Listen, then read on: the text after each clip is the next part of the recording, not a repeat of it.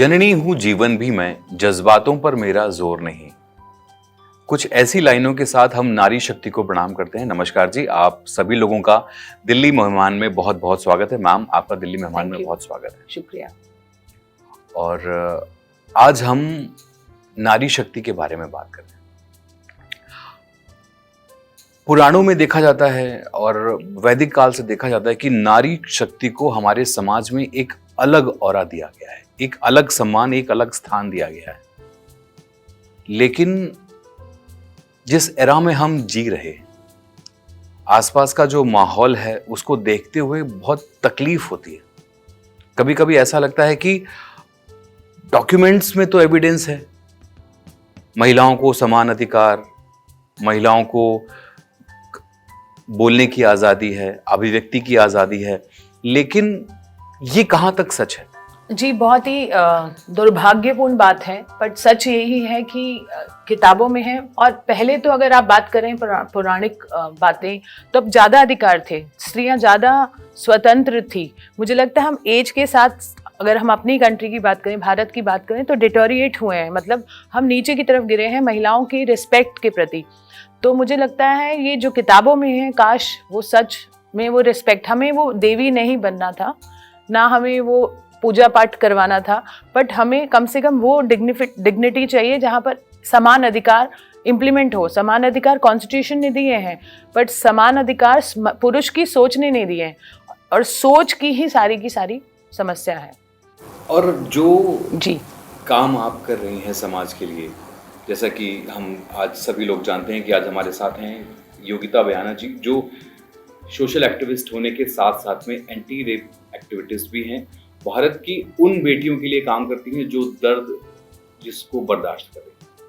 तो आज का समाज देखते हुए मैं पूछना चाहूँगा कि महिलाएं जिनको समान अधिकार का साक्षी कहा जाता है, समान अधिकार दिया जाता है, तो क्या आज के युग में, आज जिस एरा में हम हैं, क्या महिलाएं सुरक्षित? बिल्कुल भी नहीं है सुरक्षित।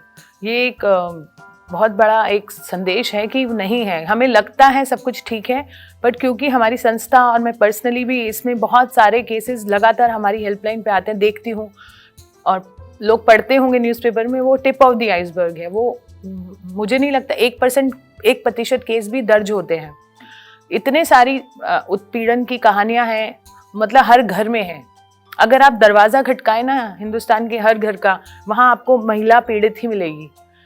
मतलब मैं मुझे मालूम है इस चीज़ के लिए मुझे क्रिटिसाइज़ किया जाएगा, बट मैं मतलब एवरेज की बात कर रही हूँ। और मुझे लगता है कि एक बहुत बड़ा एक डार्क ओशन जिसे कहते हैं वो है, बट कोई उसमें जाना नहीं चाहता। सबके घर में हो रहा है, सबकी नज़र में हो रहा है, कई बार नहीं भी हो रहा नज़र में, बट हो रहा है, ये सच्चाई है।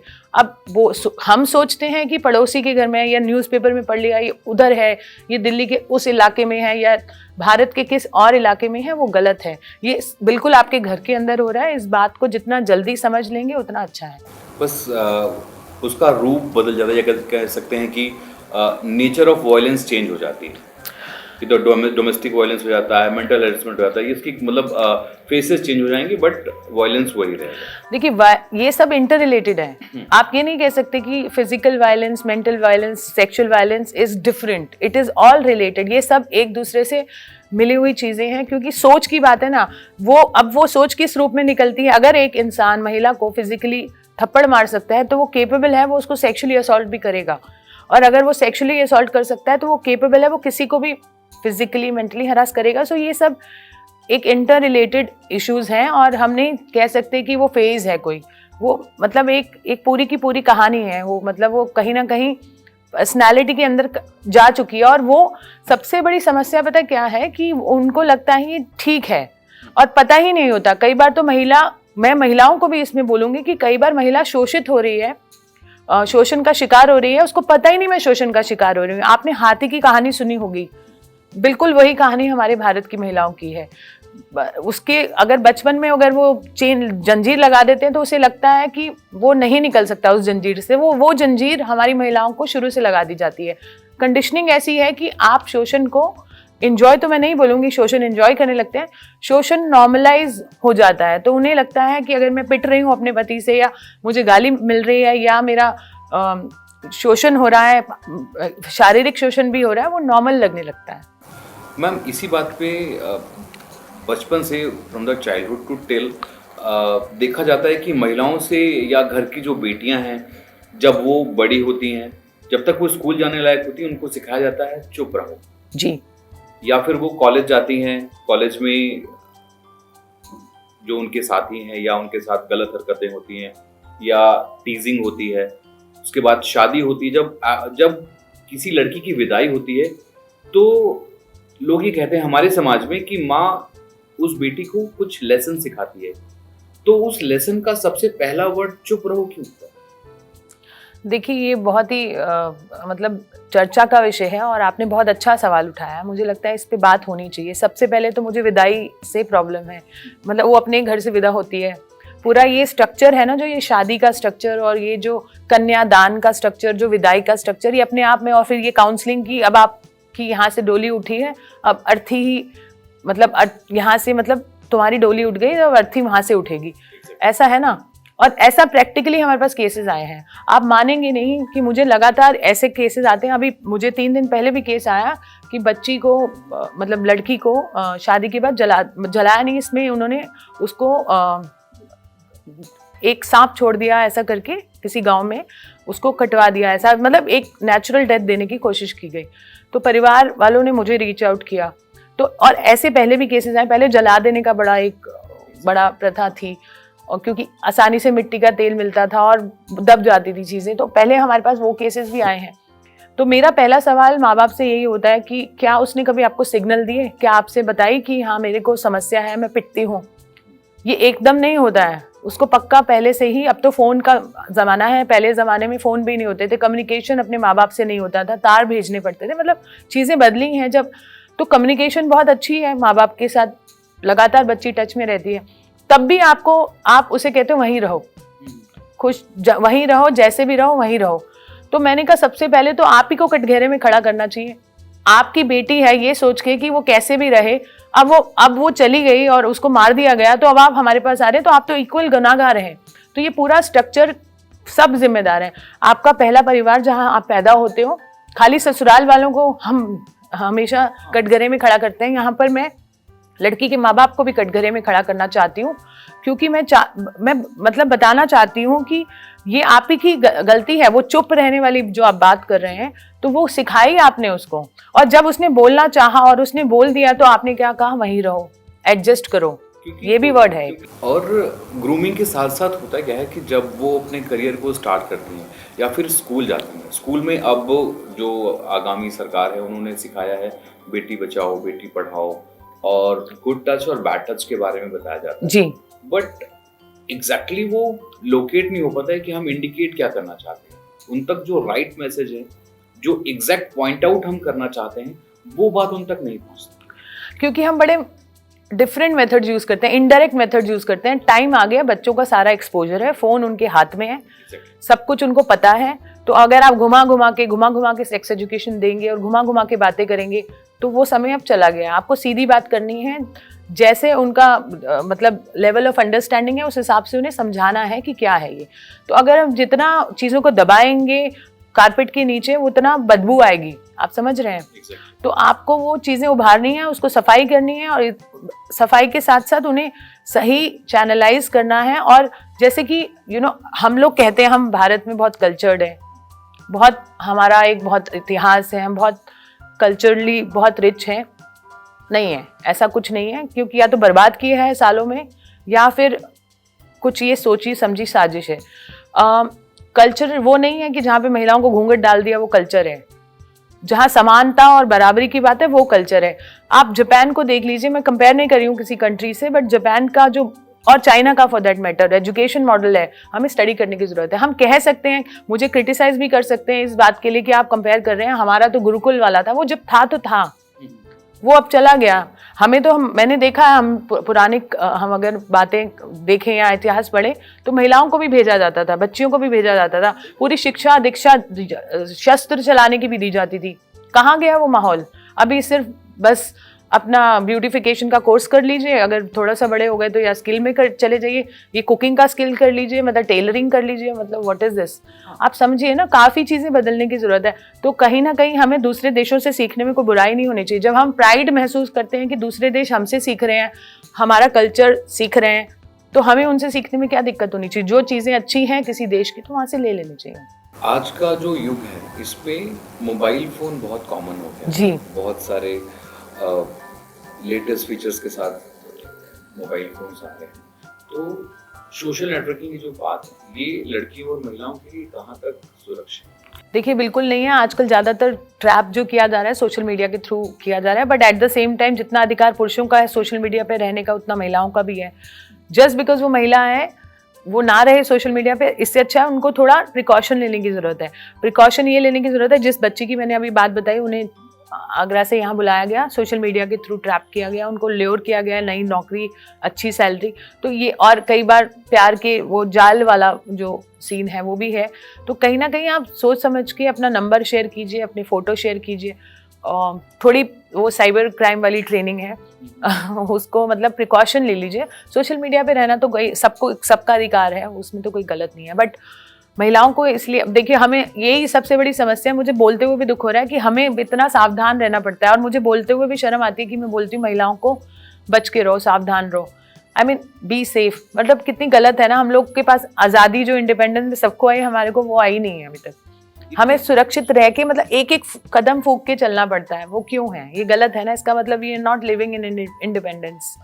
बट जब कहा जाता है कि आपको एडुकेट किया जा रहा है, आपको अपडेट रहने के लिए मोबाइल्स लैपटॉप दिए जा रहे हैं, तो फिर भी अगर जो लड़कियां फंस जा रही हैं या फिर पीछे के जो केसेस हुए हैं लड़कियां उनमें ना फंसें, उनके लिए क्या कहना चाहेंगे? मैं वही कह रही हूँ, उसके लिए एक प्रॉपर ट्रेनिंग और ये सब आजकल सब कुछ है, प्रिकॉशंस हैं, ऑनलाइन सब कुछ है। ये देखिए अपना नंबर साझा कर देती हैं या अपनी डिटेल्स, अपना एड्रेस दे देती हैं, वो सारी चीज़ें हैं, बहुत कॉमन सी बातें हैं जो कि अवेलेबल है। ऑनलाइन प्रिकॉशंस आते हैं लगातार मैसेज, बहुत सारे कार्यक्रम चल रहे हैं साइबर सिक्योरिटी सेफ्टी के महिलाओं के लिए। बस अपना मतलब वही है कि आपको अपनी डिटेल्स ज़्यादा अपने बारे में, आपकी वनरेबिलिटी चेक करते हैं। ये जो देह व्यापार में या ह्यूमन ट्रैफिकिंग या वुमेन ट्रैफिकिंग के ऊपर लोग नज़र रखते हैं, वो यही देखते हैं कि आपका बैकग्राउंड क्या है। ज़्यादा पर्सनल चीज़ें आप जल्दी शेयर कर लेती हैं, जल्दी दोस्ती बना लेते हैं, उसमें जो ट्रैप होता है वो बहुत सारा बेसिक सा कॉमन सेंस का है वो उसमें। लड़कियों को एक्टिव नहीं, बहुत एक्टिव रहना, तो ये कितना गलत है ना, बताइए कि मतलब हमें प्रिकॉशन, नींद में भी हमको कॉशियस रहना पड़ता है कि अभी कोई शोषण तो नहीं कर लेगा सब। और हम जैसे घरों की बात नहीं कर रही हूँ, आप देखिए ना ज़्यादातर बच्चियाँ महिलाएं जो गांव दराज में हैं, जो मतलब बाहर जाती, अर्बन एरियाज में जो रूरल रादर, अर्बन वाली भी सुरक्षित नहीं है जो काम पे जाती हैं, तो अर्बन वाली तो, रूरल वाले तो बेचारे पानी लेने के लिए खेतों में जा रहे हैं, वॉशरूम नहीं है अभी उनके घर में जैसे अभी ज़्यादा, तो वो तो कितना वनरेबल है ना, पता ही नहीं कब क्या उनके साथ हो जाए घटना। एग्जैक्टली। जब निर्भया वाला केस हुआ था, आई स्टार्टेड माई करियर, जी, so we also did a campaign for Nirbhaya, जी, लेकिन वहां तक हुआ। निर्भया को आज उसके जाने के इतने साल बाद जस्टिस मिला, जी, तो लेकिन हमारा जो कार्य प्रणाली है या फिर हम कहें जो जस्टिस प्रणाली है, जो तो वहां तक मामले इतना लेट क्यों पहुंचते? देखिए पहुंचते, एक तो पहले तो जैसा कि मैंने बताया 99% मामले पहुंचते ही नहीं है हमारे कानूनी प्रक्रिया में, क्योंकि वो वहीं दब जाते हैं जहां वो हुए थे, चार दीवारी में या जहां पे भी हुए रोक दिए जाते हैं। जो 1% पहुंचते हैं, वो इतना स्ट्रगल है उस पूरी प्रक्रिया में, इतना स्ट्रगल है कि महिला खुद ही गिव अप कर देती है, या बच्ची हैं छोटी हैं जो उनके माँ बाप गिव अप कर देते हैं। अब बताएं वो कोर्ट कचहरी जाएंगे कि वो अपने काम में जाएंगे ताकि 2 वक्त की रोटी कमा पाएं।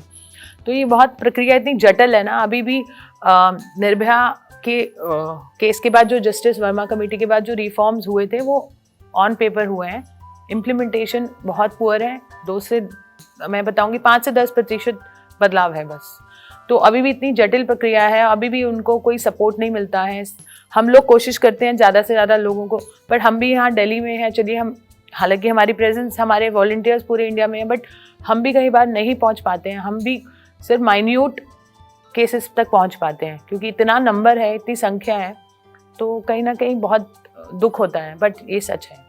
डॉक्यूमेंट्री तो यूनिफॉर्म हो जाते हैं, बट कभी कभी होता है कि या तो जैसे बताया कि चार दीवारी से बाहर नहीं आ पाते, या चार दीवारी से बाहर आ जाते हैं, तो क्या पुलिस सपोर्ट नहीं करती, या पुलिस उसको नेगलेक्ट करने की कोशिश जी करती जी, है? पहला लेवल तो पुलिस का ही है। नहीं, पहला लेवल फैमिली का है, सॉरी। जो परिवार ही पहले सोचता है रिपोर्ट करें नहीं करें, आधे से जब क्या ज़्यादा 90% केसेस तो वहीं, इसीलिए मैं बोल रही हूँ, दब जाते हैं कि परिवार सोचता है क्या पढ़ना है, क्या जाना है, क्यों करना है, न्याय मिलेगा नहीं मिलेगा, इज्जत, राइट।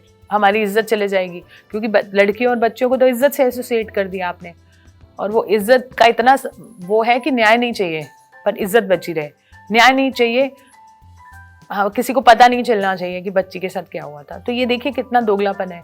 तो हमारे देश में बच्चों के लिए न्याय नहीं कोई मांगने के लिए, क्योंकि पहले परिवार कन्विंस होता है, परिवार के बाद प्रशासन पे आता है, प्रशासन का पहला लेवल पुलिस है जो आप बोल रहे थे, फिर पुलिस स्टेशन तक बात जाती है, तो पुलिस स्टेशन में बहुत जद्दोजहद है FIR रजिस्टर करने की, पर अभी थोड़ा ईज आउट हुआ है उसमें निर्भया के बाद, तो चलो FIR हो गई क्योंकि मेडिकल हुआ, अब मेडिकल के बाद FIR हुई, FIR के बाद वो कोर्ट में जाता है, कोर्ट में फिर आपका जो प्रोसिक्यूशन है उसका, मतलब बहुत, फिर लोअर कोर्ट, हाई कोर्ट, न्याय तो पता नहीं कहाँ है, न्याय है नहीं, तुरंत नहीं मिल पाता, तुरंत जस्टिस मिल ही नहीं पाता है। विक्टिम का क्या है, जैसा अभी आपने बताया कि उन पेरेंट्स को क्या मैसेज देना चाहेंगी कि हमारे समाज में जो पीछे जो केसेस हुए हैं, और जैसे कि हमारी ग्रोथ हो ही रही है, बच्चियां अभी भी दे आर वर्किंग, स्टडिंग, और चांद तक हमारा नाम रोशन किया है, तो पेरेंट्स को क्या ऐसा मैसेज देना चाहेंगे जिससे वो अपने बच्चों को या फिर अपने आसपास सजग रहें, और उस आवाज़ को बढ़ाने के लिए या उस आवाज़ को उठाने के लिए,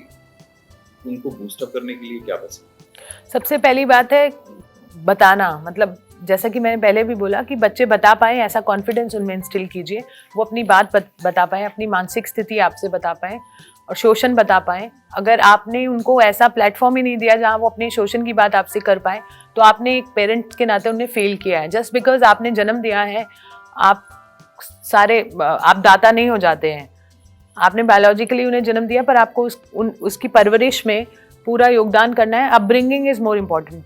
तो पैदा कर देने से माँ बाप नहीं बन जाते हैं, आपने क्या उनको सिखाया है वो, उससे आप अच्छे माँ बाप बनते हैं। तो अगर आपने अपनी बेटी को ये नहीं कॉन्फिडेंस दिया कि आके आपसे, बेटी बेटा दोनों, कि आपसे बता पाए कि मेरे साथ क्या हुआ है, या वो, क्योंकि बहुत सारे केसेस हमारे पास आते हैं, माँ बाप बिल्कुल बच्चों को ही मारने लग जाते हैं हमारे सामने, कि तुमने कुछ हिंट दिया होगा। 7 साल की बच्ची जिसका शोषण किया किसी सब्जी वाले ने, और उसकी ग्रैंड मदर ने हमें बताया, हमने उनको बोला रिपोर्ट कराते हैं, तो उन्होंने बोला नहीं, इसी की गलती हो गई, ये ज़्यादा ही कर रही थी उसके साथ। अब आप बताइए मैं उनकी सोच कैसे बदलूं? आप बताइए, अफसोस है, और यही सोच है। मतलब वो अभी अगर आपने उनको वो प्लेटफॉर्म नहीं दिया, अगर आपने वो ऐसा, आपकी खुद की सोच इतनी खराब है, तो आप क्या ही ट्रांसफ़र करेंगे बच्चे में? तो ये सारी कहानी फिर घूम फिर के सोच की है। क्योंकि कहा यह जाता है कि देश बदल रहा है, समाज बदल रहा है, लेकिन ऐसे केसेस जब हम मतलब देखते हैं अपने आसपास, तो रूह कांप जाती है जी, कि 2 साल की बच्ची है, 6 साल की बच्ची है, 10 साल की बच्ची है। चलिए, अगर ये मिसहैपनिंग हो भी जाती है, बट हमारे समाज का जो ट्रीटमेंट है वो बहुत हॉरिबल रहता है जी, या जो विक्टिम है, तो फैमिली के लोगों को उसके साथ कैसे ट्रीट, क्योंकि अगर किसी लड़की के साथ कुछ गलत हो जाता है तो परिवार बात करना बंद कर देता है, या जिस समाज में, जिस अपार्टमेंट में, जिस सोसाइटी में वहाँ रह रहे हैं, वो लोग उसको अच्छे से ट्रीट नहीं करते, पॉइंट आउट करते हैं, टीच करते हैं। उन लोगों के लिए क्या मैसेज देंगे कि हमारे समाज को, कि ऐसे लोग, अगर कोई विक्टिम ऐसा है तो उसको उसके साथ कैसे ट्रीट करें? जी, बिल्कुल सेंसिटिविटी से ट्रीट करना चाहिए, और ये तो ह्यूमन टू ह्यूमन नेचर है। और कई बार बहुत अच्छा भी एक सपोर्ट मिल जाता है आपको आसपास से, और कई बार बहुत ज़्यादा इनसेंसिटिव लोग हैं, बट उनको ये देखना चाहिए कि ये किसी और की बच्ची नहीं है, आप ही के देश की, आपके, मतलब आप कह सकते हो आपके घर की बच्ची है। तो ऐसा सोचेंगे तो शायद ऐसा बिहेवियर नहीं रहेगा। और ये तो फिर से बात है, इंडिविजुअल्स की बात है। अब हमारी जैसी संस्थाएं पीड़िताओं के साथ काम कर रहे हैं, तो हम सेंसिटिविटी से सोच रहे हैं, आप लोग शो होस्ट करें, आपका भी इस मैटर में सेंसिटिविटी है। तो ऐसे हर एक का अपना अपना सोच है, वो सोच मुझे लगता है ऐसे ही प्रोग्राम्स और अवेयरनेस से चेंज हो जाएगा। जैसे हम जिस समाज में रह रहे हैं, कोई विक्टिम ऐसा हुआ, हमारे सोसाइटी में ऐसा हुआ, तो उन लोगों को क्या मैसेज देंगे जो सोसाइटी में रह रहे हैं, या जिस फैमिली का वो बच्चा है उस फैमिली को क्या मैसेज देंगे कि उस बच्चे के साथ कैसे ट्रीट करें?